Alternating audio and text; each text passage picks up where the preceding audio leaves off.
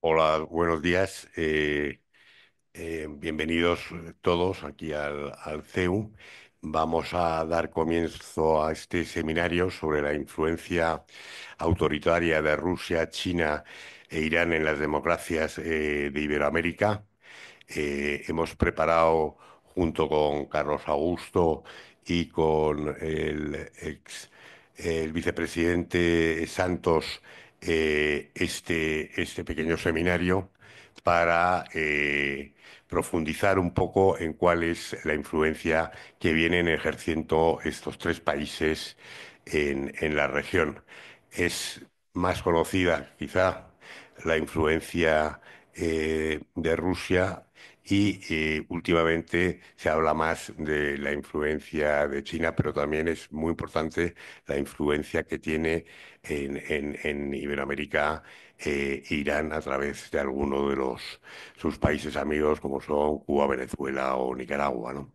En cuanto al tema de China, estamos viendo cómo se habla mucho de la influencia comercial, de la influencia económica. Sin embargo, el interés y las influencias de China es mucho más compleja y abarca todo, abarca la academia, abarca el tema cultural, abarca el tema de los medios de comunicación y cada vez va profundizando más esa influencia en estos países.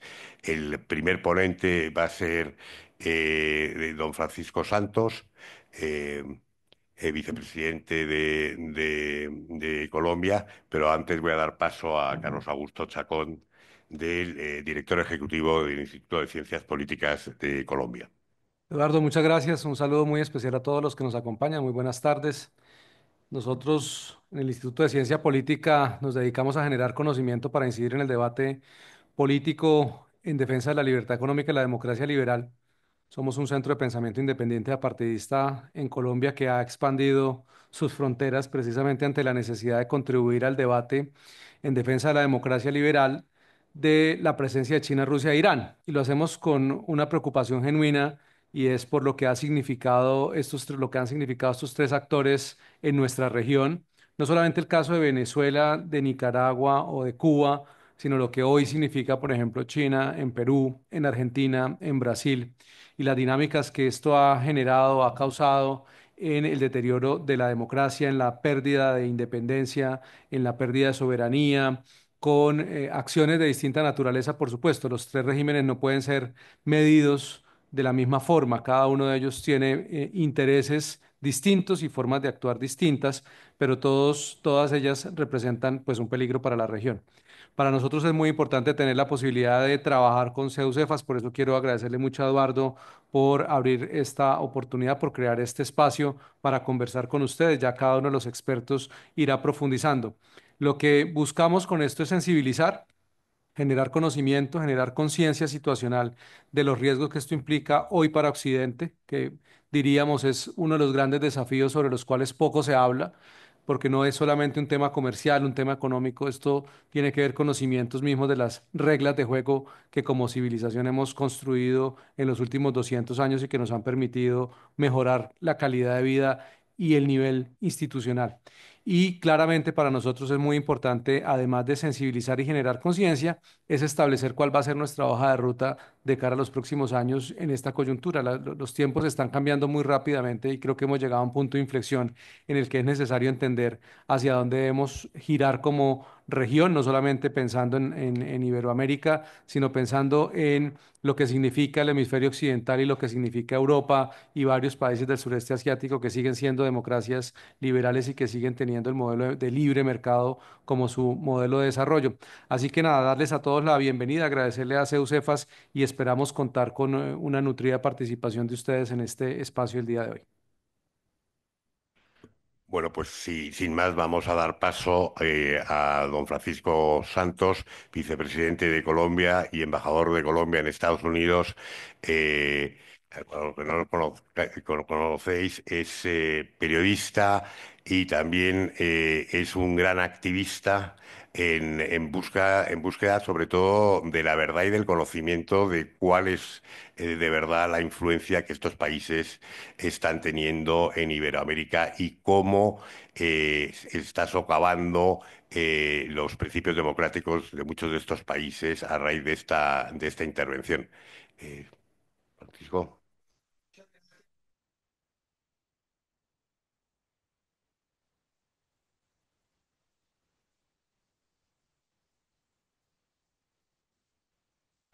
Ya.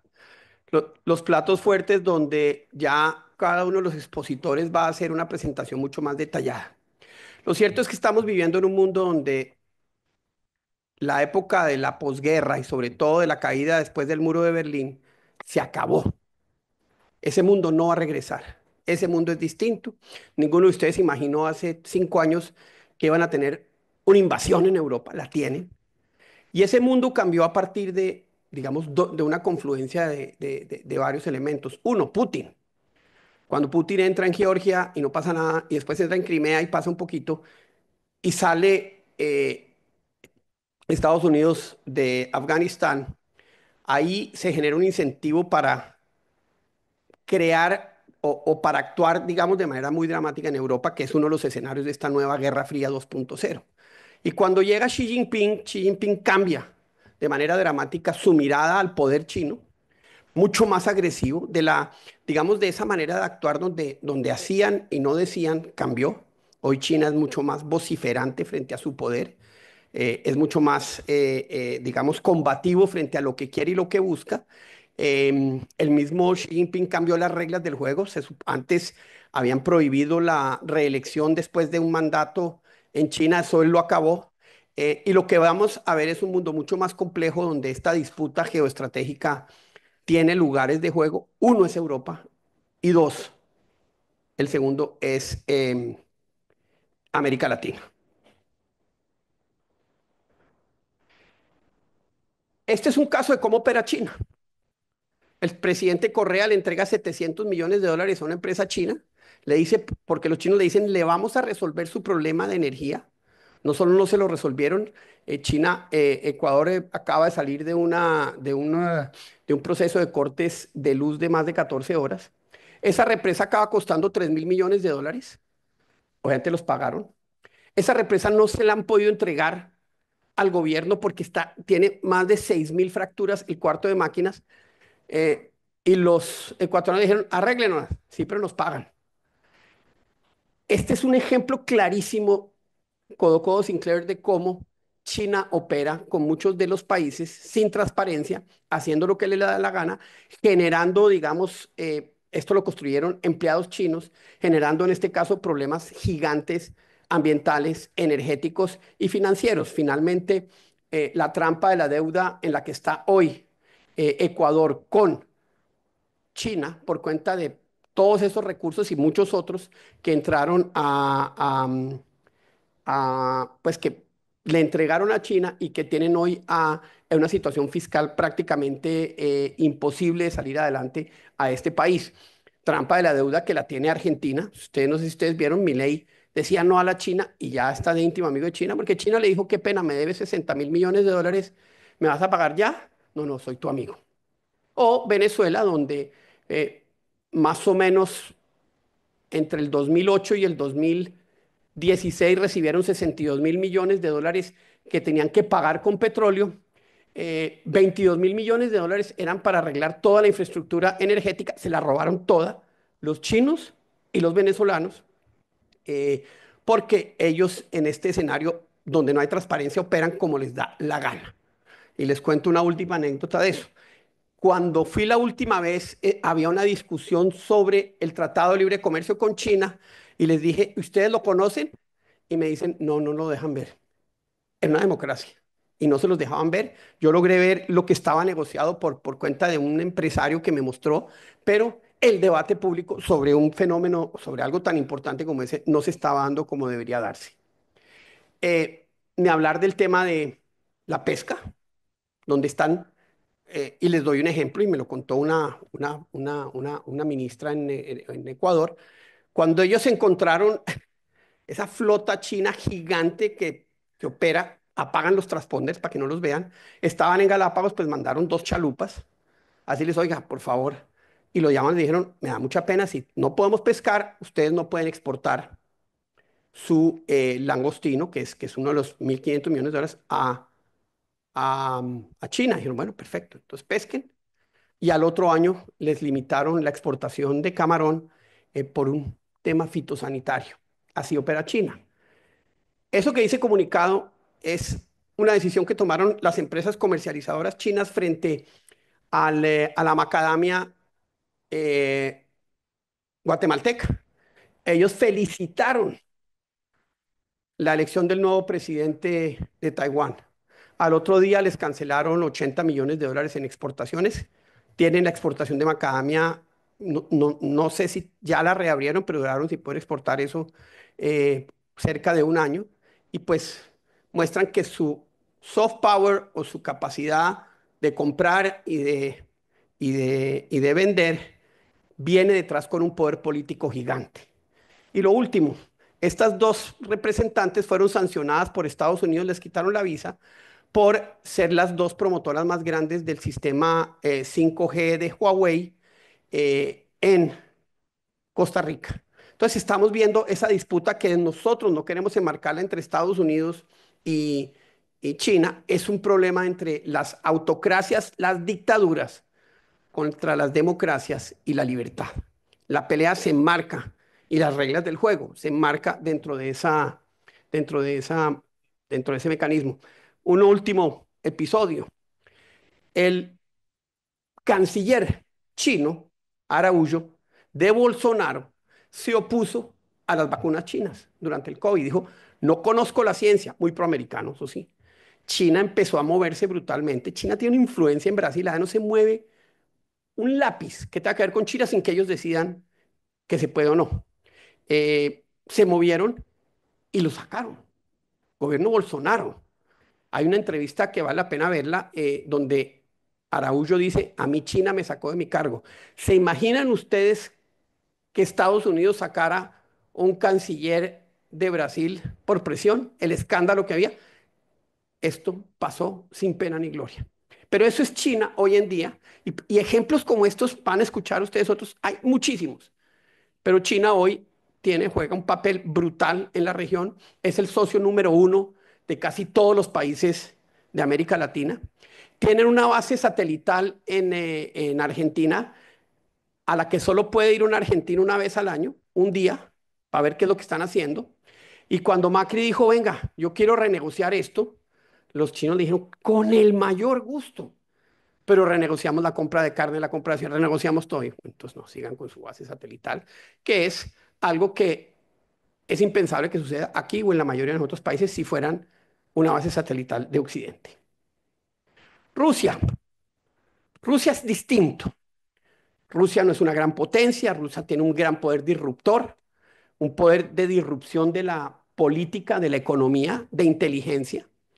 El grupo Wagner en ese entonces eh, peleó junto con las fuerzas militares venezolanas contra el ELN, perdón, contra las FARC, perdieron ciudadanos. El grupo Wagner, cuando existía, le daba protección y seguridad a Maduro, etc. Eh, en Venezuela tienen una de las centrales, en Venezuela y en Nicaragua tienen unas de las centrales de inteligencia electrónica de la Fuerza Naval de Colombia. Y estábamos hablando y me dijo, mire, nosotros no podemos utilizar celulares, no podemos utilizar computadores, no podemos utilizar nada.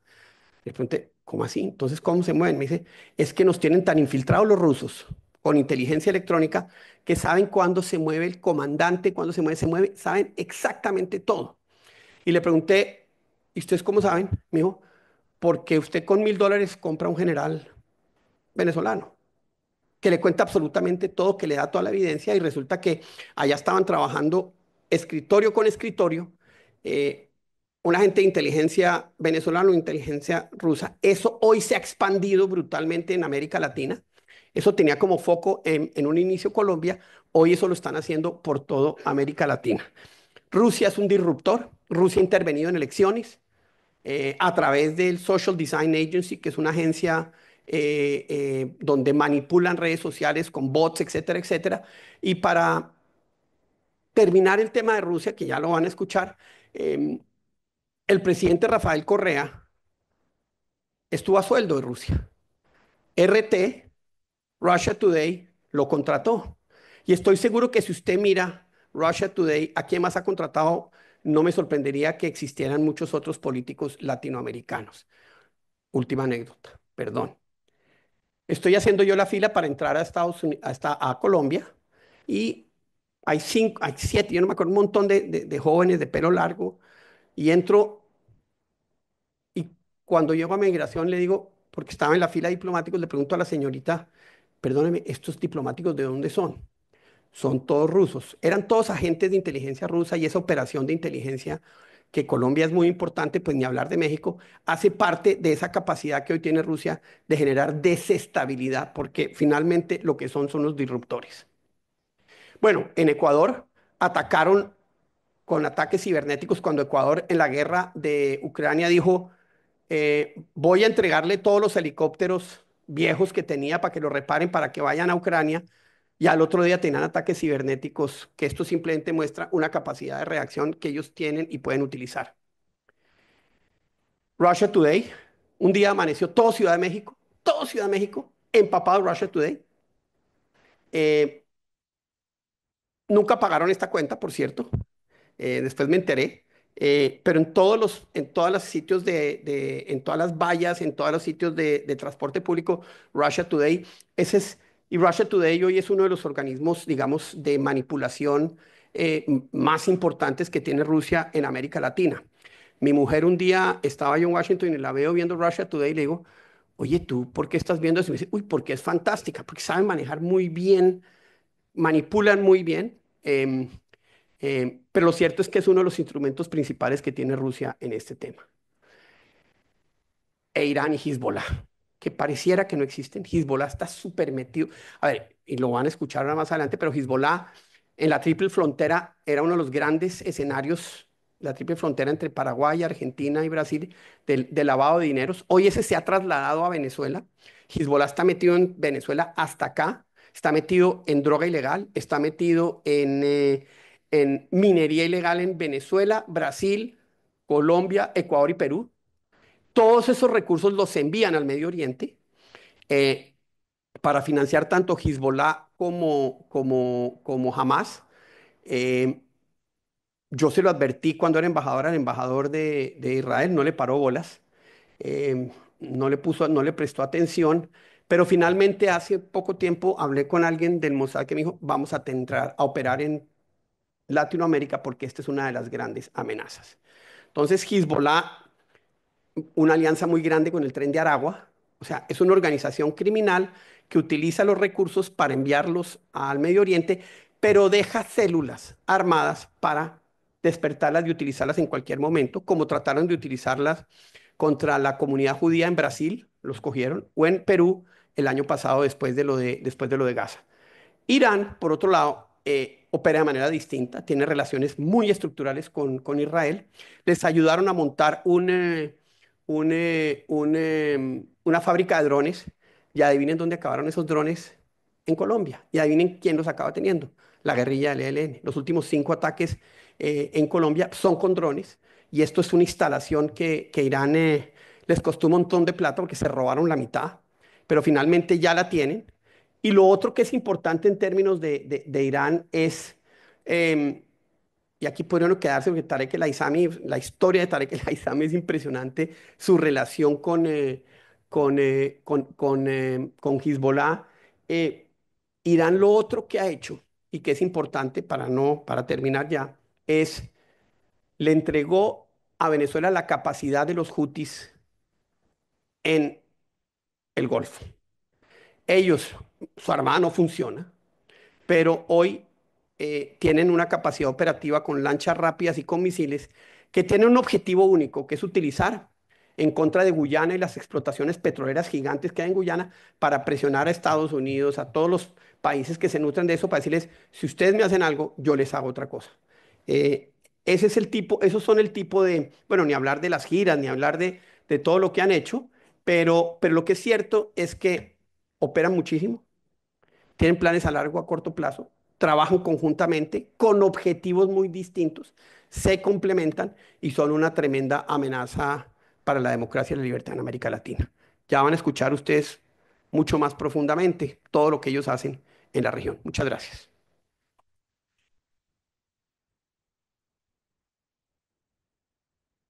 Muchas gracias, vicepresidente. Pues vamos a empezar por el primer país que vamos a analizar, que va a ser China.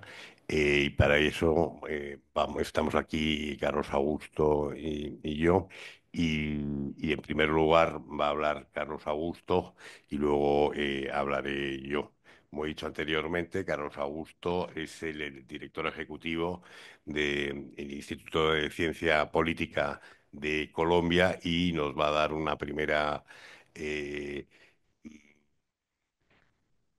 una primera exposición sobre la influencia de China en Iberoamérica. Muchas gracias, Eduardo. Ya el vicepresidente contó varias cosas, pero creo que es importante como poner esta conversación en contexto. Yo creo que lo inicial tiene que ser cuál es esa dimensión geoestratégica y geopolítica que no ha estado en la conversación sobre el tema de China. Y lo digo porque de alguna manera lo que uno encuentra y luego de recorrer varios países, como lo hemos hecho con el vicepresidente Santos en el marco de esta iniciativa, países del Cono Sur, incluido Uruguay, Argentina y Chile.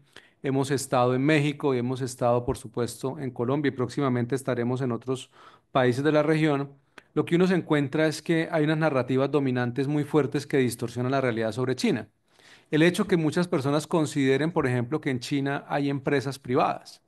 Y entonces cuando empieza la conversación sobre las tecnologías 5G, que es tal vez uno de los temas en los que más me quiero enfocar ahora mismo porque es el gran desafío que tenemos en la región, por lo que esto implicará para el desarrollo de Iberoamérica en las próximas décadas, es que muchas personas desestiman los riesgos porque dicen, bueno, pero al final del día Huawei o ZTE son empresas privadas, por lo tanto no hay de qué preocuparse. Ese es un primer mito que hay que derrumbar. No existe tal cosa como empresas privadas chinas. Existen empresas que no son estatales, por supuesto, pero que sí están bajo el control estatal. Todas las empresas tienen una célula del Partido Comunista Chino.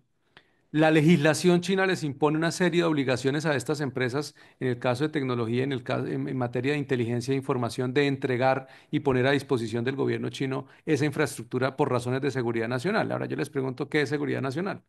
Pues todo puede ser seguridad nacional al final del día. El hecho de que la legislación china también impone la obligación de que las empresas pongan al servicio del Ejército Popular Chino la infraestructura que tengan. Entonces, aquí la importancia del debate sobre los puertos. Y recientemente el tema del puerto de Chancay en Perú ha cobrado una gran relevancia. En Colombia también los chinos ya lograron hacerse a un puerto. ¿Por qué? Porque la infraestructura de los puertos es muy importante, no solamente en términos comerciales, sino lo que implica esto en la proyección del poder militar de China. ¿Y por qué traigo este tema o por qué inicio por acá? Porque es importante partir entonces de que hay que entender que hay una fusión cívico-militar en China y eso trasciende al funcionamiento de las empresas chinas. Y ese es un papel muy importante para entender cómo las empresas terminan siendo una herramienta de influencia y de poder con claras o con claros riesgos para la autonomía estratégica de ambas regiones, y me estoy refiriendo específicamente a Europa y a Iberoamérica. Lo segundo es que hay que reconocer que China está en una competencia sistémica por recursos claves, alimentos, energía, agua y por supuesto, cuando hablo de energía estoy hablando también de todos los minerales para la transición energética. Esos recursos todos están, o en gran mayoría están, por supuesto, en América Latina. Y cuando digo todos, es todos hoy en día en su mayoría están también controlados por empresas chinas. ¿Por qué? Porque de alguna manera ha habido una ausencia de inversión por parte de otros países, especialmente de Estados Unidos y de Europa. En varios de los seminarios era recurrente un poco el reclamo de quienes hoy hacen negocios con China de decir, bueno, nosotros hemos querido traer inversiones de otras partes, pero los únicos que invierten son China. Y sucede lo mismo con la tecnología 5G. Recurrentemente el argumento que se utiliza para adoptar la tecnología 5G es que, bueno, los chinos son más baratos. Entonces, cuando uno les pregunta, bueno, muy bien, los chinos son más baratos, pero ¿y la seguridad de la información, los datos y la nube, porque por sí misma no es la infraestructura, es la información, son los datos y el funcionamiento de la nube, que pueden ser utilizados con distintos fines. La respuesta es, bueno, ya veremos cuando llegue el momento, porque los proveedores europeos o estadounidenses son más costosos, son casi un 40% más costosos. Entonces la pregunta que les hacíamos en estos espacios de discusión con tomadores de decisión era, bueno, pero si Europa ya se dio cuenta de esta situación e incluso varios países están desmontando la tecnología 5G con proveedores chinos, ¿por qué avanzar América Latina? ¿Por qué avanzamos los países de América Latina en esta tecnología? Y no hay respuesta, porque ni siquiera lo han considerado. Es más, ni siquiera se sabía lo que estaba pasando en Europa. ¿Cómo así que en Europa están desmontando? ¿Cómo así que Europa ya tomó decisiones respecto a la tecnología 5G con proveedores chinos? No lo sabían. ¿Por qué? Porque hay una ausencia de una cultura de defensa, hay una falta de cooperación entre ambas regiones. Uno esperaría que la Unión Europea, al tiempo que fue avanzando en la toma de decisiones frente a lo que estaba pasando con la tecnología 5G, con sus pares naturales, que es Iberoamérica, pues tuviera una relación profunda en materia de diplomacia. Esto no se hizo. Y hay un elemento además importante, esta mañana lo decían en una reunión que estábamos, hay otras cosas que no se ven, porque esto es lo que se ve, lo que ustedes encuentran en los medios, pero se ve de forma aislada. Hay un elemento fundamental y es lo que no se ve, el papel de China en el fortalecimiento del crimen organizado transnacional en América Latina. Uno, el tema del contrabando. El contrabando en América Latina es uno de los canales donde se lava el dinero proveniente del narcotráfico. El vicepresidente Santos se acordará que en la década del 80 y el 90 la plata del narcotráfico entraba a Colombia por avionetas. Entonces era muy famoso y incluso hay una película de unos soldados que se encontraron en la selva encontrados, enterrados un montón de dólares provenientes del narcotráfico que le pagaban en México, en Centroamérica o en Estados Unidos a los narcotraficantes. Bueno, hoy ya no se necesita que esa plata entre en billetes de dólar. Esa plata se paga o el cargamento de droga se paga hoy con contrabando de cigarrillos y de licor especialmente. Y ese contrabando que proviene de China entra a Colombia, nutre a los grupos criminales que hoy controlan el comercio ilícito de todos los bienes y servicios que a ustedes se puedan imaginar. En Colombia tenemos incluso barrios donde se controla el cartel del huevo. Es decir, determinan quién puede vender o no puede vender huevo. Pero en el caso específico del contrabando proveniente de China, que es mayoritariamente de ese país, entre 2018 y 2022 fueron 2.119 millones de dólares de contrabando proveniente de China. Es decir, es un gran dinamizador. Y por otro lado, ya digamos, en este momento y Europol, en el caso europeo lo ha documentado, pero en el caso de Estados Unidos es evidente y lo que está pasando en México, pues es el gran comercializador del fentanilo y de otras drogas sintéticas, teniendo entre 40.000 y 100.000 industria farmacéutica chinas que venden este tipo de productos o de insumos químicos. Es decir, es un actor muy relevante cuando uno mira la cadena de valor y de suministro del crimen organizado transnacional.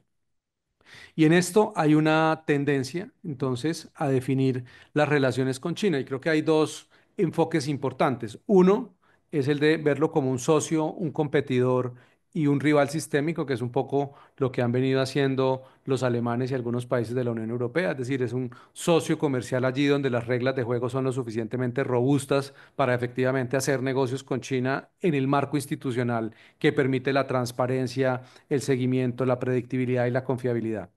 Dos, como un competidor, y es claro, es un competidor y está bien, por supuesto, pero también es un rival sistémico, porque China quiere cambiar el orden internacional basado en reglas, o al menos confrontarlo. Y no solamente confrontarlo, porque realmente cuando uno ve la captura de élite que hace China, especialmente en espacios políticos y académicos, incluso lo hemos visto en Colombia con el vicepresidente Santos, hemos encontrado políticos y académicos que dicen que la democracia china es mejor que la colombiana, que es mucho más democrático el sistema chino que el sistema colombiano. Llegan al punto de distorsionar la narrativa y de vender ideas equivocadas.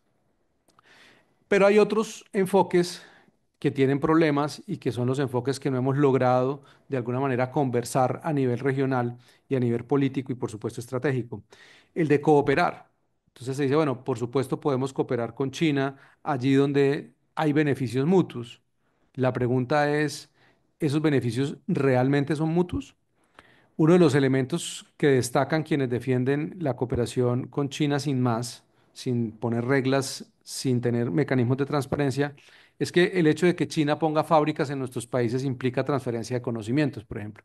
Entonces, bueno, el hecho de que China traiga una fábrica de vehículos a nuestro país, en el caso colombiano, decían empresarios y académicos, ya implica una transferencia de conocimiento. Ustedes saben que eso no es cierto.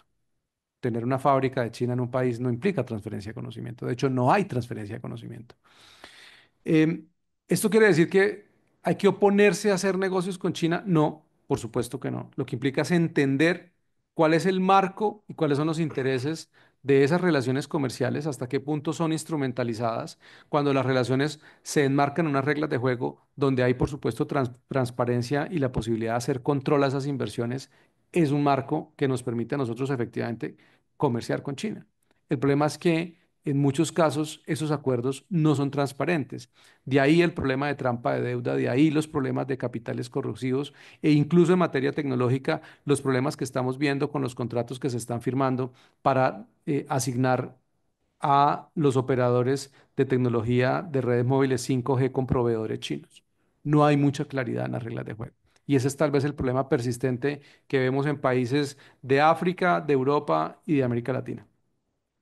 El segundo es el de competir, que es el segundo elemento, además de cooperar, competir. Entonces, si se le reconoce como un competidor, uno debería estar poniendo sobre la mesa cómo vamos nosotros a complementarnos en Iberoamérica y la Unión Europea y, por supuesto, pues ni más faltaba los países de Norteamérica para efectivamente entender esa competencia. Y aquí se pone sobre la mesa el tema de la autonomía estratégica. Y la respuesta es una autonomía estratégica abierta que vea en los países de Iberoamérica pues una oportunidad de inversión, de comercio, de cooperación en sectores estratégicos como lo puede ser la tecnología, la energía y la industria. Ese tema de la competencia, pues es importante, pero claramente los países de América Latina tienen unas desventajas estratégicas y es que somos poco competitivos. Nuestras economías son muy poco abiertas y China se ha vuelto un socio que ha sabido sacar provecho de eso. También hay que hacer un mea culpa y es, por supuesto, que China ha entendido que en nuestros países problemas como la corrupción pues son constantes, son una permanente producto de un mal diseño institucional, de unas reglas de juego también bastante opacas y eso les permite a ellos pues sacar ventaja. Y el tercero sería desafiar, que es un poco lógico para los países que lo pueden hacer. Países como Colombia, Perú, México o Argentina, pues no pueden desafiar a China. Eso es claro. Quienes sí lo pueden hacer tienen que entender el papel importante que juega América Latina. Y eso implica cuestionar y contrarrestar las acciones que está llevando a cabo China en nuestra región. Implica empezar a contribuir a desarrollar capacidades. Y esas capacidades son especialmente en qué? En la evaluación, en la posibilidad de evaluar el impacto de la inversión china en sectores estratégicos, especialmente infraestructura, telecomunicaciones y energía. No hay capacidades de evaluación, no hay capacidades para transparentar los acuerdos, para evidenciar dónde están las fallas. Y les pongo un ejemplo bastante concreto. Nosotros investigamos la inversión china en Colombia y encontramos que según datos oficiales del gobierno colombiano, la inversión china en Colombia es del 1.1% en los últimos años.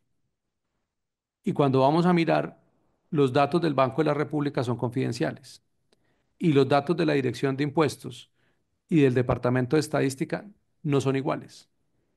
Hay una distorsión en la información. Pero más grave aún es si ustedes piensan que los chinos no solamente invierten a través de los canales oficiales del Estado chino, lo hacen a través de empresas en otros países. Es decir, una empresa con inversiones, una empresa española con inversiones en Colombia, pero el beneficiario final es una empresa china. Esa información en Colombia no se sabe, el gobierno no tiene ni idea, simplemente la registra como una inversión española. Lo mismo pasa con Portugal, lo mismo pasa con Panamá, lo mismo pasa con cualquier país. No hay mecanismos para hacer Scrum, para poder mirar efectivamente todo el tema de las inversiones y lo que ello implica. Pero según datos oficiales es solo el 1,1%. Eso implica que, o eso demuestra que tenemos una falta de, o una gran debilidad en materia de capacidades para evaluar la penetración de China. Y en infraestructura digital, el poco conocimiento que hay de los riesgos asociados a la ruta y la seda al BRI digital, así como hay un Belt and Road en materia comercial y de inversión y de cooperación, hay un Belt and Road Initiative en materia digital, el BRI digital. Poco se está hablando hoy de lo que está haciendo Huawei para tratar de cambiar las normas de telecomunicaciones, para que esas normas de telecomunicaciones se parezcan mucho más al modelo chino, con un control estatal. Eso no se está debatiendo hoy en nuestros parlamentos, no está en debate en la opinión pública. La cooperación de China con los gobiernos regionales es cada vez mayor. El hecho de que China esté proveyendo a las ciudades de sistemas de reconocimiento facial baratos, nuevamente aquí el precio juega un papel muy importante.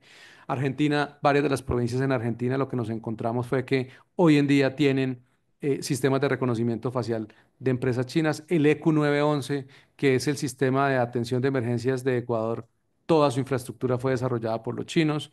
El sistema eléctrico en Lima, todo el sistema eléctrico de Lima, lo decía el vicepresidente, está en manos de los chinos. Entonces, China hay que mirarlo en toda su complejidad, lo que está haciendo el Partido Comunista Chino en toda su complejidad. ¿Qué hacer? Rápidamente, yo creo que aquí es muy importante retomar las alianzas tradicionales y especialmente en esto, Iberoamérica y la Unión Europea tienen un papel muy importante.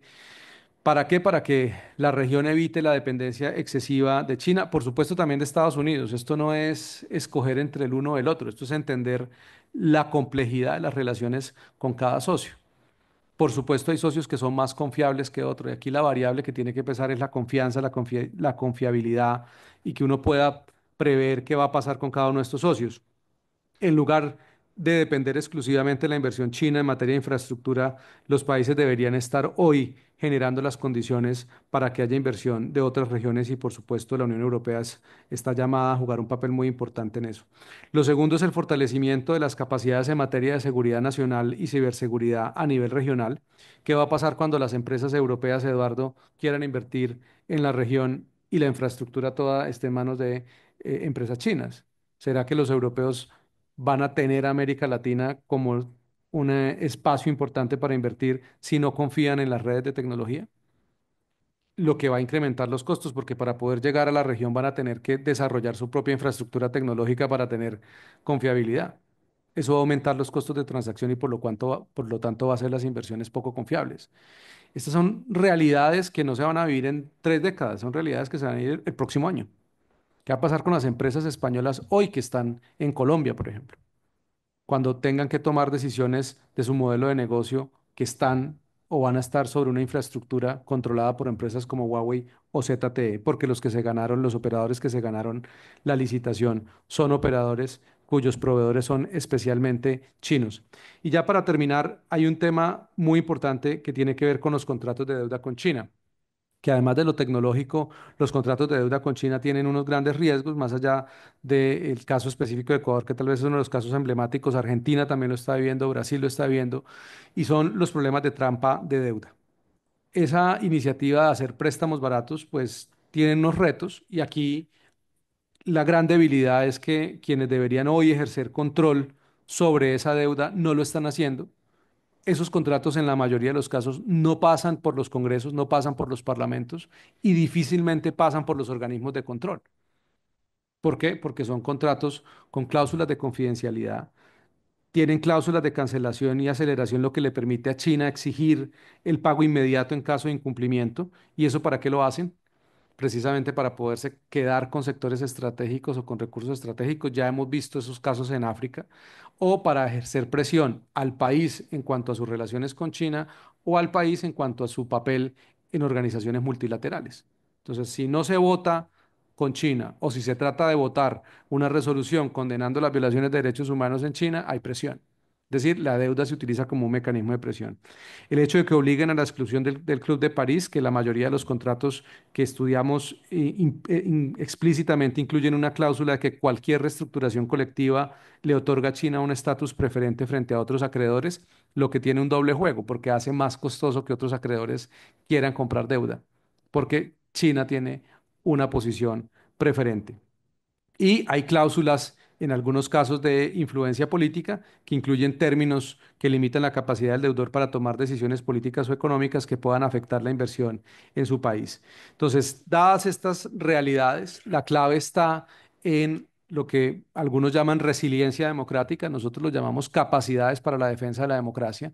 Tenemos que tener actores académicos, actores políticos, activistas y medios de comunicación con la capacidad de ejercer escrutinio frente a las relaciones con China. Si esto es promover que no haya relaciones con China, no, no nos interesa promover que no tengamos relaciones con China, nos interesa promover que se entienda cuáles son los intereses estratégicos de China, cuál es la política de China, qué significan las iniciativas globales, los riesgos que tienen cada una de esas iniciativas globales. Aquí solamente, especialmente me centré en el BRI, pero también pues la iniciativa de seguridad global, todas las demás iniciativas, la iniciativa de civilización, todas tienen unos grandes riesgos porque a lo que procuran o a lo que propenden es a generar dependencia y a desestabilizar a nuestros países con distintas herramientas. Por lo tanto, es necesario que se tome conciencia y que se empiece a actuar en consecuencia. Y el objetivo de estos seminarios es contarles lo que hemos encontrado nosotros en la región y por qué creemos que esta también se convierte en una oportunidad para corregir el rumbo respecto a las relaciones con países como China, tomar y poner en la agenda política de seguridad y de defensa estos temas como una prioridad para gestionar esos riesgos y reforzar la cooperación entre ambas regiones que creemos es una oportunidad para ambos, especialmente, insisto, si pensamos en términos de autonomía estratégica abierta, pues los países de América Latina constituyen una gran oportunidad para la Unión Europea en materia de inversión y de desarrollo también de capacidades para lograr esa autonomía estratégica. Y en un mundo geopolítico en el que ya estamos en una inflexión, reconocer esta realidad, pues es lo que debería cobrar importancia en el debate político. Seguirla negando lo único que va a hacer es que en el largo plazo los costos sociales, políticos, económicos y en materia de seguridad sean mucho más altos. Muchas gracias.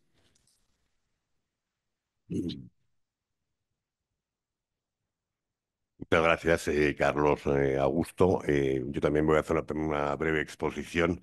Sobre todo yo quería empezar porque empezamos a estudiar el tema de la influencia de China hace 2 años, cuando vimos que tanto la presencia de Europa, más concretamente en nuestro caso de España, como de Estados Unidos, en la región había disminuido muchísimo y se había creado un gran vacío y vimos que aparecía un país que iba cada vez conquistando más áreas en esa región. Y es así como hicimos un estudio que es aquí en CEUCEFAS, se llamó La influencia de China en Iberoamérica. Y para eso estuvimos analizando cómo había crecido esa influencia en las últimas décadas en Hispanoamérica. Y vimos que había bastantes estudios e informes sobre la influencia comercial, económica, financiera de China. Sin embargo, nos dimos cuenta que había otras perspectivas que no se habían analizado o que se analizaban poco y que también no era difícil encontrar tanto aquí en Europa como en Estados Unidos como en Iberoamérica artículos, noticias, análisis sobre ese tipo de temas. Me estoy refiriendo a la influencia sociocultural, a la influencia en los medios de comunicación, a la influencia geoestratégica y política de China en la región. En cuanto al tema de la perspectiva económica, no voy a ahondar más, ya ha hablado mucho Carlos Augusto sobre este tema, pero es verdad que en muy pocas décadas China ha pasado de ser un actor testimonial en la región a ser uno o el principal actor, sobre todo en el tema comercial. En los años 90, las empresas españolas se internacionalizaron y el gran foco de esa internacionalización fue Iberoamérica. De hecho, tuvieron una enorme presencia en empresas como puede ser Telefónica o el Banco Santander, el Banco de Bilbao Vizcaya Argentaria, Iberdrola, tuvieron una gran presencia y esa presencia ha ido disminuyendo en los últimos años y esa presencia ha ido creciendo por parte de China. Hoy en día la presencia de España, es verdad que sigue siendo importante.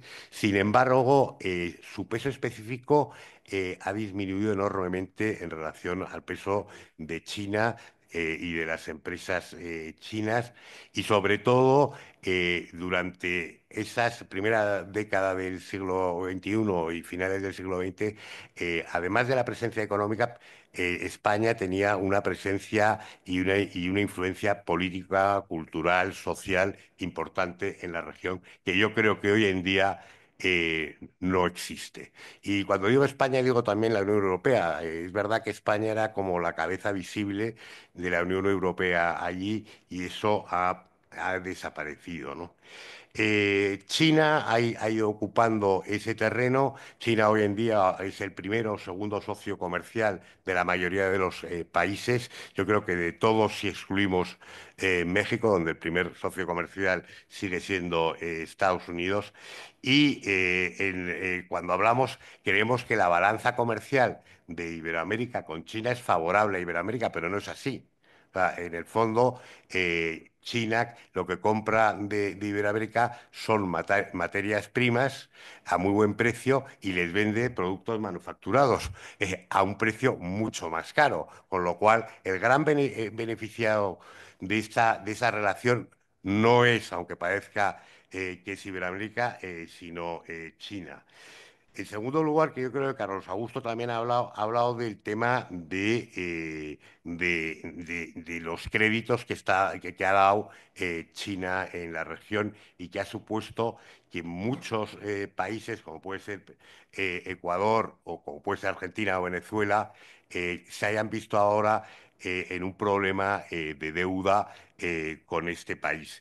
Y al principio yo creo que muchos países iberoamericanos fueron muy naifs. eh, China al final tiene una política de medio largo plazo, no de corto plazo, y vio que era una oportunidad en el largo plazo darles créditos a unas condiciones muy favorables a estos países, de tal manera que cada vez más dependiesen de ella. Y se dieron estos créditos. Estos créditos, los chinos no tienen las medidas o que tienen otros créditos que puede dar el Banco Mundial, que puede dar la Unión Europea, o que pueden dar bancos comerciales occidentales, lo cual los hace muy atractivos. Pero es verdad que es un arma de doble filo, como lo está experimentando ahora, por ejemplo, Ecuador. Que decir tiene de que muchas de las condiciones de los créditos que daba la Unión Europea llevaban consigo muchos temas medioambientales, que obviamente China no tiene ningún interés en poner ese tipo de temas, y con lo cual pues los hacían más atractivos. Pero me voy a centrar más en el tema de la influencia sociocultural.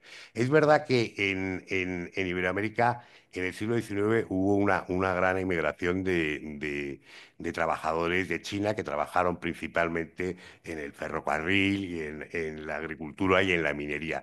Esas comunidades se asentaron en estos países, y en algunos países, como puede ser Perú, hoy en día el 8% de la población de Perú descienden de chinos. Y esto, aunque parezca que no es significativo, es muy importante, porque uno de los países donde más ha entrado China es en Perú. Y ha entrado en Perú porque para ellos era muy fácil contactar con las comunidades económicas, empresariales, porque había unos descendientes chinos que vivían ahí, conocían la cultura del país, hablaban. Muchos de ellos todavía habían conservado la lengua, y eso les abrió las puertas a entrar en estos países. En el caso del Perú es muy significativo la facilidad con la que China ha entrado. Muchos dicen, no, es que España tiene mucha facilidad porque tenemos la misma cultura, la misma religión, etcétera, en los países de Iberoamérica. Digo, pero es que China también tiene en esos países una gran influencia porque hay muchos descendientes de chinos que viven ahí. En el caso de Venezuela viven alrededor de 400.000 descendientes de chinos. En el caso de Sao Paulo, del estado de Sao Paulo, que el estado de Sao Paulo es el más importante de todo Brasil económicamente, viven 250.000 descendientes de chinos. Entonces, para China, entrar en estos países es fácil. O sea, nosotros no somos conscientes, pero ha sido muy fácil entrar en estos países porque ya tenían sus redes tejidas. Además de estos descendientes de chinos, pues China también ha ido introduciendo en toda Iberoamérica y el Caribe los institutos Confucio. Ha ido poco a poco creando una red de institutos. Actualmente hay en 42 países de Iberoamérica y del Caribe institutos Confucio. Los institutos Confucio, que al final el objetivo, según ellos, es pues difundir la cultura y la lengua china, al final lo que están difundiendo es la política y la ideología de China actual. Y eso va calando.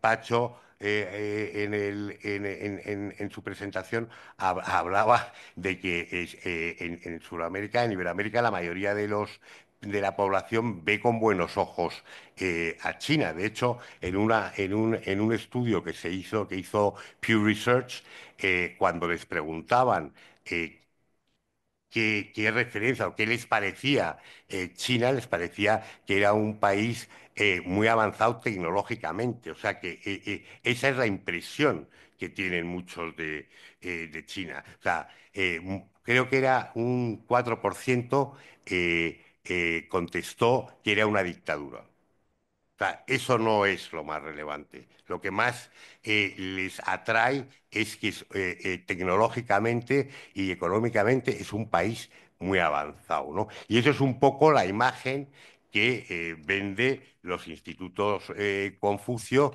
de que es un país que en muy poco tiempo se ha desarrollado y es un país próspero al cual deberían de imitar estos países y que el tema de ser democrático o no, pues que no es importante, que incluso gracias a que no son una democracia, pues oye, han prosperado más rápido, con lo cual invierten la historia, ¿no? Otro tema que quería abordar era el tema de la influencia en los medios de comunicación. La influencia cada vez es mayor. Hay un informe sobre medios de comunicación y sobre China que señala que en el año 2020 el gobierno chino empieza a analizar cuáles son los medios de comunicación más importantes de toda Iberoamérica y hace un listado de esos medios y se pone manos a la obra para influir en esos medios. La verdad es que yo vi la lista y vi cómo lo habían confeccionado y efectivamente está muy bien hecho y dan el clavo. Y cómo podían i- influir en los periodistas que trabajaban en esos medios. Se creó el Centro de Intercambio de Medios China-Iberoamérica, a través del cual se invita a periodistas a China y se invitan también periodistas chinos a Iberoamérica, de tal manera que vayan teniendo relación con estos países y sobre todo que ellos son los de primera mano los que les van a dar la información sobre China. Por lo tanto, estos periodistas ven como que están privilegiados. Y eso ha ido calando, lo han ido trabajando durante los años y es verdad que si miras y lees algunos de estos periódicos noticias sobre China, te darás cuenta que son unas noticias desde más que desde la perspectiva del propio país, desde la perspectiva del gobierno chino. Otra cosa que han desarrollado ellos es la radio y la televisión en lengua hispana. Y eso lo han venido desarrollando en los últimos años y tienes cadenas de televisión, bueno, tienes la televisión central china que emite 24, un canal que emite 24 horas en español y también tienes periódico como el People's Daily o el Xinhua que también se editan en español, con lo cual ellos también ven que es prioritario el español si quieren transmitir su mensaje. No me voy a extender mucho más. Lo último que quería decir es desde la perspectiva ya más estratégica, es que últimamente me he dedicado mucho a leer algunos de los periódicos chinos que se editan en inglés y en español. Y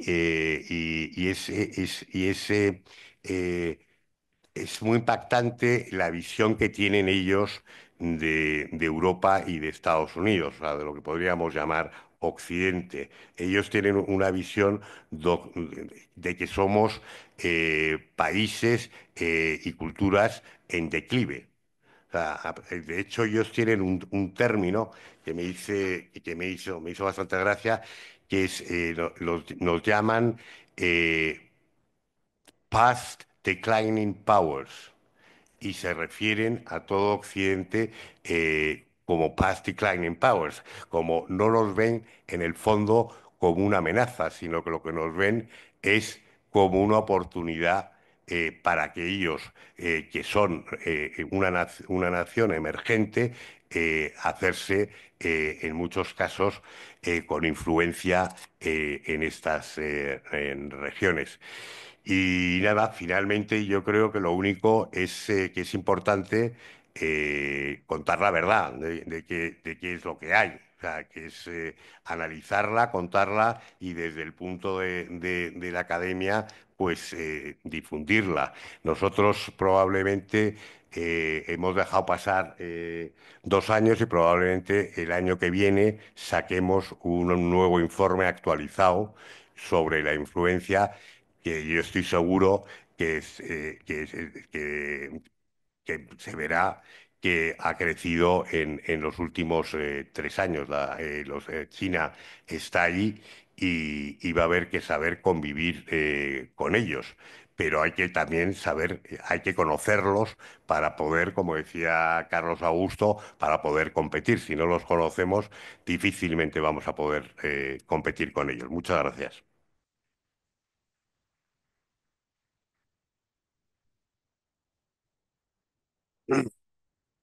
Ahora vamos a dar paso a la segunda parte, son 3 partes, y voy a dar paso a Ricardo Ruiz de la Serna, que va a hablar sobre la influencia de Irán en Iberoamérica. Ricardo es profesor de Historia del Mundo Actual de la Universidad CEU San Pablo y es jefe de estudios y programas de la Fundación Disenso. Y pues muchas gracias, Ricardo, por venir hoy con nosotros. Presentación. Perfecto. Lo que no sé si tenemos para pasarla. ¿Tenemos? Sí, está aquí. Ah, fantástico.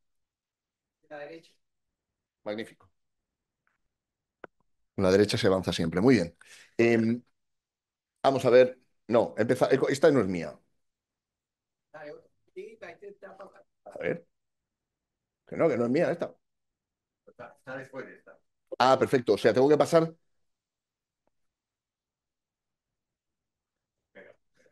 Nos están saboteando. No lo sé. No lo sé.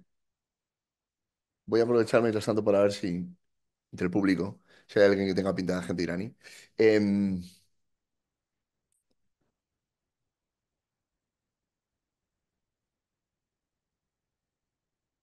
bueno, mientras empezamos voy contando 2 o 3 cosas, ¿no? Que ahora. Bueno, la primera de ellas es que llevo trabajando sobre temas de Irán. ¿Lo está grabando?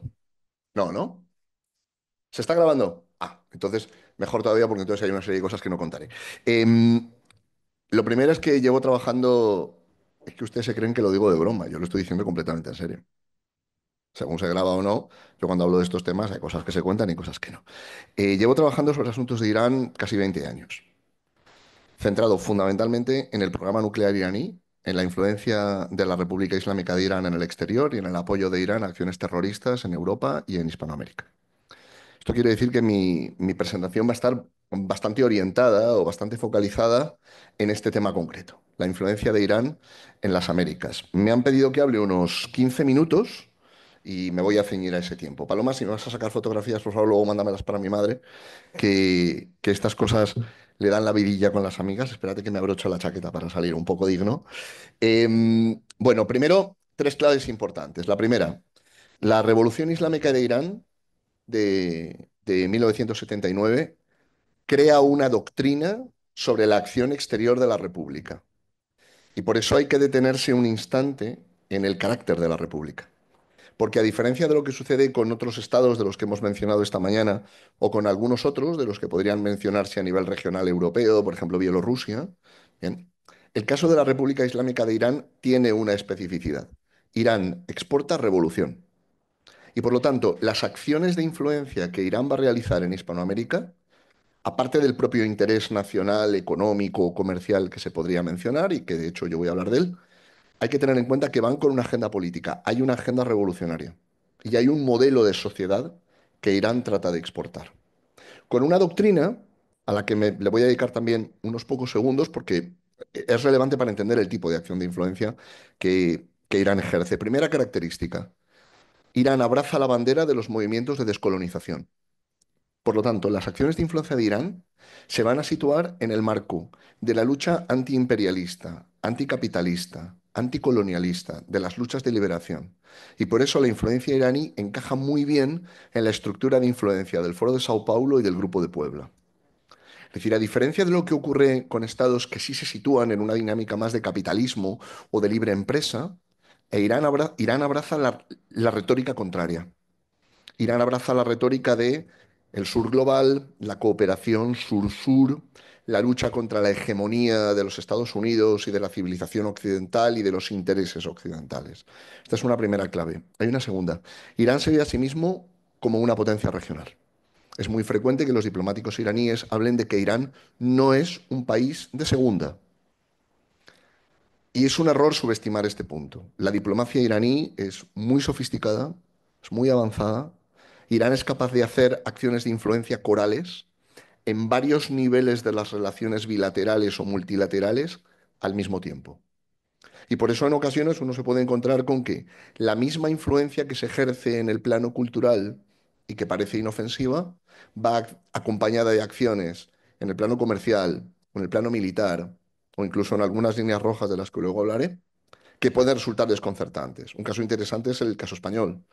En el caso español, Irán tuvo una participación efectiva al mismo tiempo en el plano de la influencia en los medios de comunicación, y en el plano de la influencia política y en el plano de la influencia social para la entrada de la izquierda de matriz bolivariana venezolana en España, con Podemos y su ecosistema. Hablaba de la doctrina revolucionaria iraní. Desde el comienzo, Irán ve que la influencia exterior de Irán es clave en África, en América y en Asia. Es decir, en los tres escenarios tradicionales de la descolonización. No me voy a centrar en África, aunque sí es interesante ver que algunas de las acciones que primero ensayaron en África, después las llevaron a América, pero sí me voy a detener en América. Acciones que nos importan. En primer lugar, la acción cultural iraní. Cine, literatura, festivales culturales iraníes, colaboración con universidades. Las embajadas iraníes están no solamente abiertas, sino que disponen de presupuesto para la realización de acciones de influencia cultural que aparentemente no solo son neutras, pueden ser incluso positivas. ¿Quién no querría disfrutar del cine de Abbas Kiarostami? ¿Quién no querría disfrutar de la poesía de Firdausi? Es decir, es un error pensar que los iraníes van en primer lugar con la violencia y con el discurso revolucionario agresivo. No. El primer plano de la influencia iraní suele ser un plano cultural, desde la gastronomía hasta la poesía. Junto con esto hay un segundo aspecto, la movilización de las minorías islámicas en los países. En primer lugar, de la minoría chií.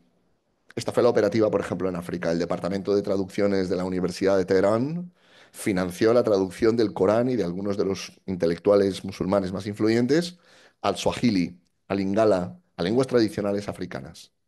A partir de esa movilización religiosa, que muchas veces viene no por la doctrina coránica en sí, sino por la práctica sufí, pasan a la movilización revolucionaria. El Islam como factor revolucionario, elemento central en la doctrina revolucionaria del régimen iraní. Hay un tercer elemento, la colaboración económica. Irán necesita importar talento, pero dispone de grandes cantidades de petróleo. Esto le permite a Irán hacer algo bastante frecuente y al mismo tiempo a lo que se le presta poca atención, que es reclutar talento. ¿Talento para qué? En primer lugar, punto número uno de la agenda iraní en la influencia exterior, el programa nuclear iraní. Ingenieros, científicos, en un sentido amplio quiero decir científicos de laboratorio, físicos, matemáticos, profesores, geólogos, geógrafos. Y Europa y América han sido grandes caladeros del reclutamiento por parte de los servicios de inteligencia iraníes de este tipo de perfiles. Y hay un cuarto nivel de influencia, el más agresivo de todos. La influencia militar y en ocasiones paramilitar. La influencia de la llamada Fuerza Quds. La República Islámica de Irán dispone de una unidad militar, a cuyo frente estaba el general Qasem Soleimani, eliminado en Irak, dedicada a la desestabilización, a la guerra subversiva, al sabotaje, a la exportación operativa de la revolución. Y esto ha hecho que con muy pocos efectivos la República Islámica de Irán haya sido capaz de crear enormes, enormes problemas en los países donde la fuerza Quds ha operado. Insisto, este no es el primer nivel de la influencia, no es el primero. La fuerza Quds, en términos numéricos, son poca gente. Ahora bien, no hacen falta muchas personas para desestabilizar un país cuando el país ya está debilitado o cuando en el propio país hay una masa crítica dispuesta a ser movilizada. Y esto es lo que nos podemos encontrar en América. Es decir, la movilización en clave revolucionaria y la articulación en clave revolucionaria del descontento social preexistente. Resumo algunos de los elementos de la proyección de la influencia que ya he mencionado. La diplomacia, los vínculos económicos y comerciales, los vínculos religiosos, los vínculos culturales y los vínculos militares y paramilitares con la fuerza Quds. Y por eso tenemos acciones de influencia públicas que hay que atender, pero que en muchas ocasiones en sí mismas no son necesariamente negativas. Insisto, festivales de cine. Ahora bien, esas acciones de influencia públicas encubren una agenda, la creación de contactos, por ejemplo, la facilitación de desplazamientos de personas que de otra manera no tendrían una cobertura para entrar en el país. Entonces, ¿a qué hay que atender? ¿Quiénes son los que van a llegar de visita al país con ocasión de esa actividad cultural, por ejemplo? ¿Cuáles son los perfiles de las personas a las que se invita a esos eventos? Y hay otras acciones de influencia que son encubiertas. Cuando hablemos de los lugares donde la influencia iraní se puede ver con mayor intensidad en las Américas, es el caso de la Triple Frontera. Lavado de dinero, tráfico de armas, tráfico de divisas, en fin, infiltración y exfiltración de agentes, la operativa habitual de los servicios de inteligencia. Hay un punto más preocupante, que es la respuesta de las autoridades. En ocasiones, para esa acción de influencia en el exterior, Irán se sirve de la debilidad de las autoridades locales. Bien de la debilidad del aparato del Estado, no voy a insistir en lo que antes mencionaba el vicepresidente Santos, porque creo que ha quedado claro, la ausencia de servicios o la debilidad de los servicios o la capacidad de que los servicios se corrompan. Servicios del Estado, me refiero. El caso de la corrupción de determinados funcionarios. Hay otros casos, sin embargo, en los cuales la respuesta de las autoridades sí puede hacer daño al régimen iraní. El caso más evidente son las sanciones. Sanciones que pueden afectar bien directamente a su programa nuclear, bien a la tecnología de doble uso. O sea, bien, no solamente afectas al programa nuclear, sino que afectas, por ejemplo, a la reparación de sectores estratégicos de la economía iraní, como es el transporte aéreo. Irán es un país muy grande donde el transporte aéreo es muy necesario, o el transporte marítimo. O sanciones que pueden afectar a la flota iraní. para subvenir, para, perdón, no para subvenir, para circunvenir las sanciones, Irán ha diseñado algunas acciones. No voy a detenerme mucho en ello porque no, pero por situarnos, lo que hacen es que buscan barcos con pabellones de conveniencia. El pabellón de conveniencia es un pabellón que algunos países brindan para barcos que de otra manera no podrían navegar. Pues, ¿qué hace Irán? Irán esconde esos barcos con pabellones de conveniencia. Cuando se detectan las embarcaciones y se trazan las embarcaciones y se imponen sanciones, ese navío puede quedar inmovilizado. Y para Irán el tráfico marítimo es muy importante. Entonces puede haber respuestas de las autoridades. Lo que sucede es que requiere una claridad y requiere cierta firmeza en la voluntad política que no siempre existe. El caso, por ejemplo, de la Unión Europea en esto es muy interesante. La Unión Europea tiene una lista amplia de funcionarios iraníes, de empresas iraníes sancionados, que no pueden operar en el espacio de la Unión Europea. ¿Qué sector de la economía o más que de la economía, ¿qué sector de la influencia ha buscado Irán? Las industrias que le permiten circunvenir las sanciones, por ejemplo, pagos en el exterior, pagos en especie en petróleo, distintas acciones. No voy a desarrollarlo. ¿Cuál es la tendencia? La tendencia es que Irán está ampliando su acción exterior mediante una técnica, o más que una técnica, una estrategia que se llama la paciencia estratégica. No quería utilizar el término estrategia por no ser redundante. Irán es capaz de esperar en sus acciones de influencia una década. Es un modo de concebir la acción política. Y en esto sí hay un campo común con China y con alguna otra potencia. Quizá Rusia la paciencia estratégica no la tenga tan desarrollada, pero el caso iraní es muy interesante. Irán puede comenzar acciones de influencia en el año, de hecho comenzó acciones de influencia en el año 2006-2007, cuando se publicó el programa nuclear iraní, y fueron acciones que dieron frutos una década después. En algunos casos, por ejemplo el caso de Argentina, la infiltración iraní comienza a través de las diásporas que existen en los países y están inactivas y no hacen nada, solamente se preparan. Y cuando llega el momento, Irán las activa y las puede activar de modos extremadamente eficientes. El caso, por ejemplo, de la triple frontera con el blanqueo de capitales.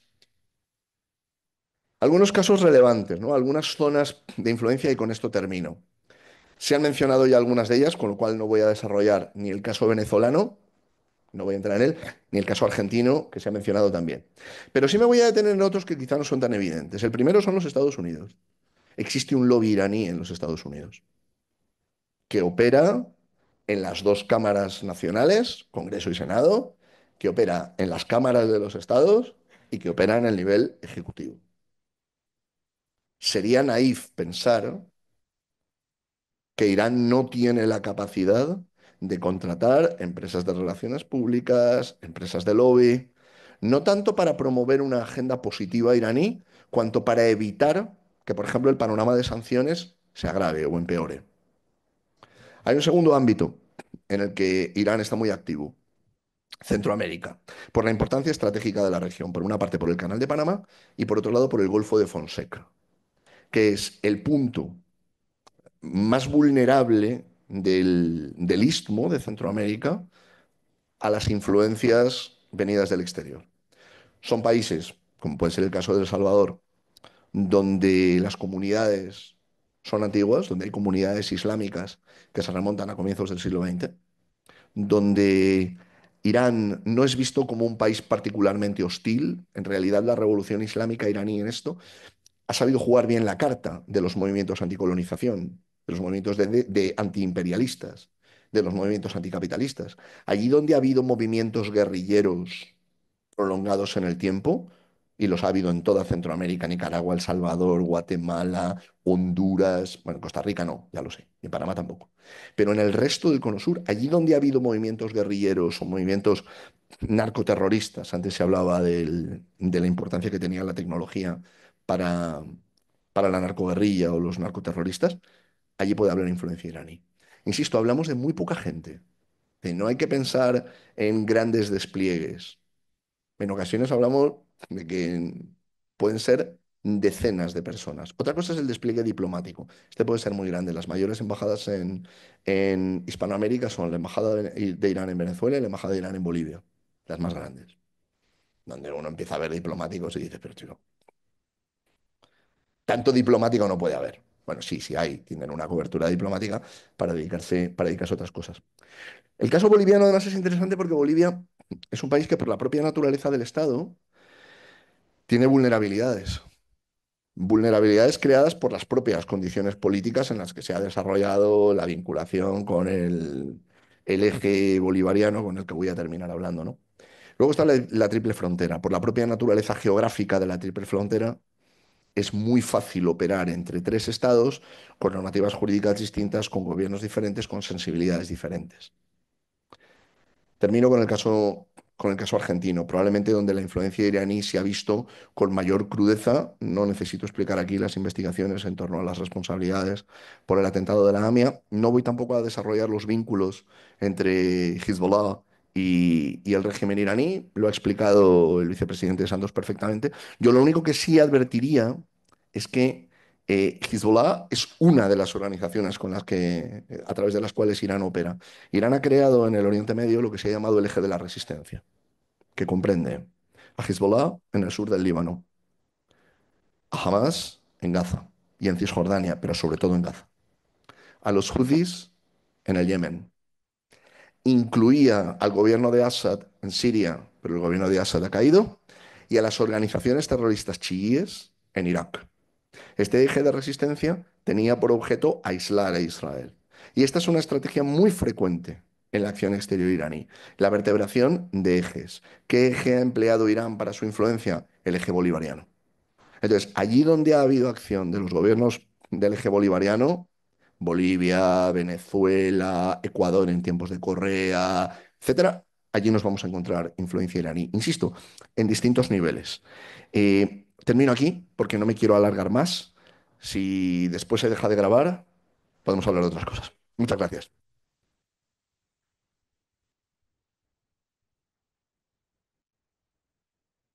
Muchas gracias, Ricardo. Pues vamos a dar paso a la última intervención, que es la del coronel José Pardo de Santayana, que es además de coronel del Ejército, es profesor asesor asociado del CSDEN y presidente de la Fundación Tomás Moro.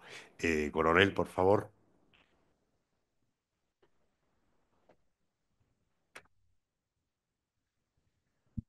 Buenos días a todos y muchas gracias, perdonar la voz, a los organizadores de este evento, que tiene gran importancia sin duda en estos momentos que estamos viviendo. Bueno, yo primero preguntaría de cuánto tiempo dispongo. Muy bien, fenomenal. Bueno, pues entonces yo voy a limitarme a explicar dos cuestiones que me parecen importantes. Y es, ¿qué es lo que Rusia pretende? ¿Cuáles son las razones que le llevan a actuar? De modo que entendemos qué intereses tiene también Iberoamérica y por qué actúa de una u otra manera. ¿Y cuál es el trasfondo de esta cuestión que tiene que ver con el poder de Rusia? ¿Es Rusia un país poderoso? ¿Es Rusia un país débil? Estas son las dos cuestiones que yo pretendo abordar para entender lo que hay detrás de todo esto. Porque lo que sí que sabemos cuando contemplamos la presencia de Rusia en Iberoamérica es que los recursos que emplea son escasos. No estamos hablando de una China que es omnipresente, pero el impacto es alto. Bueno, ¿y por qué es esto? Si tiene, también lo hemos visto en Irán, ¿no? Recursos escasos, impacto alto. Y por esto hay que saber evaluar a Rusia en tanto que potencia y que poder. El mayor error que cometemos en Occidente es decir, oiga usted, pero si Rusia tiene un PIB como el de Italia, ¿a dónde vamos con Rusia? Bueno, no, no nos la tomemos en serio. Si esta la vamos a vencer en un cuarto de hora, 3 años de guerra. Es decir, que hemos evaluado siempre mal a Rusia. También es un error decir, no, si Rusia es un país poderosísimo, tampoco lo es. Entonces, bueno, ¿y cómo evaluamos a Rusia para entenderlo? Bueno, Rusia primero es un país que tiene vocación de poder. España es un país que no la tiene, es para entendernos. O sea, España podría tener mucha más ambición, pero no la tiene, porque no tiene ambición de poder, pero Rusia tiene mucha ambición de poder. y está respaldado por muchos factores que hacen a un país poderoso. Incluso podemos decir que Rusia, como dicen los anglosajones, golpea claramente por encima de su peso, pero es el país con más recursos naturales del mundo, es un país muy extenso que abarca muchos continentes, tiene un asiento permanente en el Consejo de Seguridad de Naciones Unidas, tiene una industria militar heredada de la Unión Soviética poderosa, tiene unas escuelas de, de inteligencia heredadas de la época soviética muy buenas. Quiere decir que puestos a formar gente para el ámbito de seguridad son muy buenos. Porque la gente dice, bueno, los rusos ya sabemos son muy brutos y tal, de un nivel más bajo que nosotros. Bueno, bueno, comparemos sus escuelas de formación de gente para el ámbito de inteligencia con las nuestras y bueno, vaya repaso. ¿eh?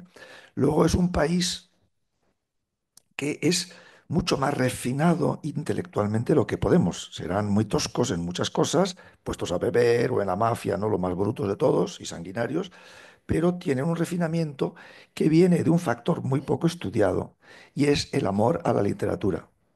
Nosotros los españoles, siempre digo, somos lo contrario a los rusos. Nosotros pensamos que para poder tener el intelecto, el cerebro activo, lo que hay que hacer es usarlo poco y así cuando lo necesito, lo tengo virgen. Bueno, los rusos son el caso contrario. Su pasión por la literatura hace que desde muy niños tienen el cerebro muy utilizado. Y Ramón y Cajal ya explicó que el cerebro es como un músculo, se desarrolla con su uso. Las neuronas se configuran en función de cómo usamos el cerebro. Bueno, pues los rusos, como consecuencia de pasión por la literatura, tienen el cerebro muy bien configurado desde muy niños. Y cuando uno quiere usarlo luego para la ciencia, para el bien y para el mal, pues tienen un cerebro, o sea, quiere decir que tienen unas élites intelectuales muy potentes que ponen al servicio de la inteligencia, de la diplomacia, de la industria militar. Entonces, tomarse a Rusia a broma es un error garrafal. En términos económicos, se decía, tiene un PIB como el de Italia. Bueno, depende cómo se mire el PIB.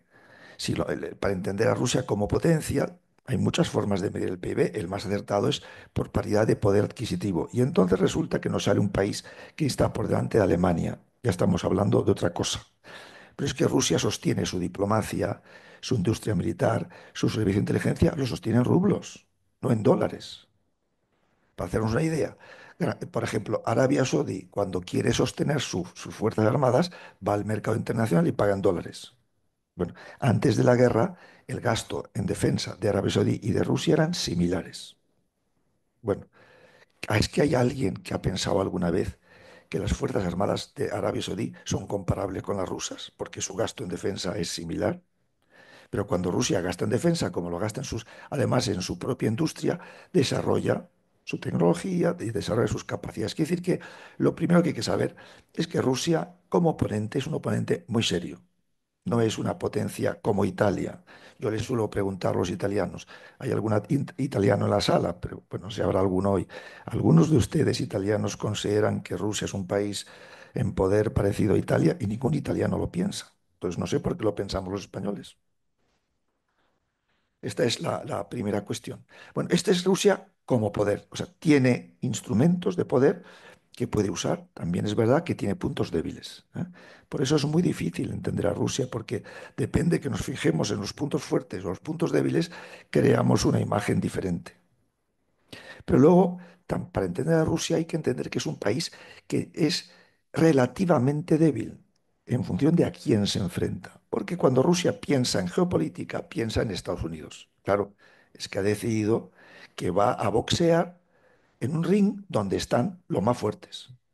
Luego, siempre que actúa, actúa desde su conciencia de un poder relativo débil.